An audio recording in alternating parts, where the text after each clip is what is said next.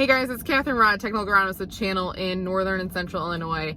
And today for Thoughts from the Truck for August 12th, I want to go do a quick crop update and what I've been seeing so far. So within the past week and a little bit this week so far, of the plots I've walked, it's been a handful. A lot of our corn is at the R4, beginning to R5 growth stage probably at this point, from those I walked some last week. And that is really going to be dependent on your planting date. So our early April planting date, we are beginning R5, our late April, beginning of May, probably at that late R4, beginning R5 time frame right in there. And then those Mother's Day corn, or afterwards is at that late R3, early R4 time frame. So what does that mean? So R3 is your milk stage.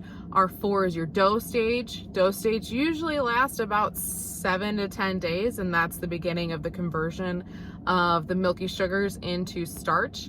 And then R5 is dent. And so that R5 normally takes about 30 days to complete on average.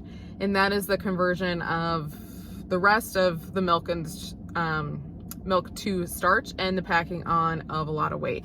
So in that R5, which again takes about 30-ish days, the plant will put on 55% of the kernel weight in the next 30 days. And so our growing conditions for the next 30 days are going to be very important for our final kernel weight for this crop. So we're really hoping for some cooler nights. Let that plant rest overnight. And I'd like another rain or two for the corn crop in this season. If we keep staying really hot and with hot overnights, the crop is going to finish fast in my opinion, and we might have a little bit lighter test weight than what we would prefer. So here's hoping we cool off a little bit in the next coming weeks. Fungicides are going to start wearing off for those that have only done an R1 application. So in the next week or two, be prepared to start seeing a little bit more diseases creep up in the canopy and creep onto that ear leaf if they haven't already. At this point on R5, it's really not economical to put on a fungicide application, especially with harvest approaching in the next 30 to 45 days. Beans wise, we're mostly at the R5 stage, so that's beginning seed set. So you can start feeling that seed in the pod up and down the plant, especially in the top 4 nodes. This is when the bean crop is made, in my opinion. So we need some August rains for that bean crop. Beans look really good. Looks like there's a lot of pods out there, and seed set looks pretty good as well. So we're gonna need a rain to help fill a lot of those seeds in the next few weeks here for soybeans.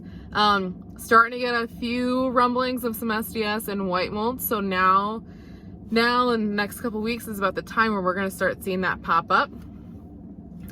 For SDS, make sure you split the stems, because SDS and brown stem rot have the same foliar symptoms. Splitting the stem is going to determine if it is SDS or brown stem rot.